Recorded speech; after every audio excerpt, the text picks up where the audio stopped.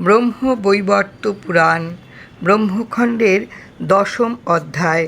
ভূতভাবনা মৃত্যুঞ্জয়ের বরপ্রভাবে আমি তোমার মতো মৃত্যুকন্যাকে জয় করেছি। ভবন নির্মাণ দ্বারা ধনেশ্বর কুবেরের প্রীতি সম্পাদন করে তার থেকে বহুতর ধনরত্ন লাভ করেছি। বরুণদেবের নিকট হতে লাভ করেছি রত্নমালা। বায়ুদেব প্রীত হয়ে আমাকে অমূল্য স্ত্রীরত্নভূষণ দান করেছেন।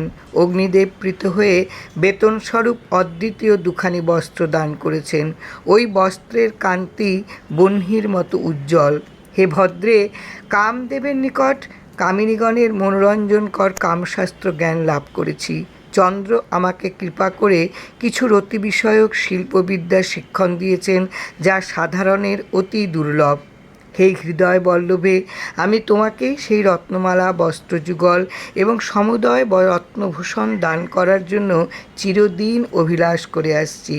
আজ ভাগ্য বলে সেই সময় উপস্থিত হয়েছে।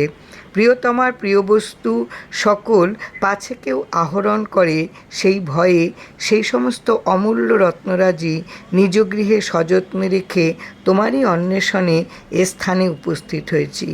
এখন আমার এই অভিলাষ যে আমাদের সুখ সম্ভোগ সম্পূর্ণ হলেই সে সমস্ত দান করব তোমায়। ঋষিবর, সেই বিদ্যাধরী সুরসুন্দরী কামার্ত বিশ্বকর্মার এইসব রসিকতাপূর্ণ বাক্যবিন্যাস শুনে মনোহর নীতিবাক্যে উত্তর করলেন, হে সরাতুর, আপনি আমাকে যে সকল বাক্যে প্রলোভন দেখালেন তা সবই ন্যায়সঙ্গত। আমি তা এখন সকল সরল অন্তঃকরণে স্বীকার করছি। কিন্তু আমাদের মধ্যে যে নিয়ম প্রচলিত আছে তা শ্রবণ করুন। হে দেব, আমাদের মধ্যে এই নিয়ম যে যেদিন যার নিকট গমন করব সেদিন আমি তারই পত্নী। আমরা কুলটা হলেও এ নিয়ম ভঙ্গ হবার নয়। এ নিয়ম ভঙ্গ হলেই কুলটা দোষে দোষিতা হতে হয় আমাদের।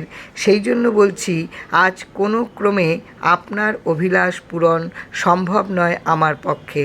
কারণ আমি কামদেবের উদ্দেশ্যে এই বেশ রচনা করে তার আলোয় গমন করছি। সুতরাং আমি এখন তারই পত্নী। আজ আমি কামপত্নী বলে এখন আপনাকেও আমাকে গুরুপত্নী রূপে স্বীকার করতে হবে। কারণ আপনি এইমাত্র বললেন কামদেবের নিকট কামশাস্ত্র অধ্যয়ন করেছেন।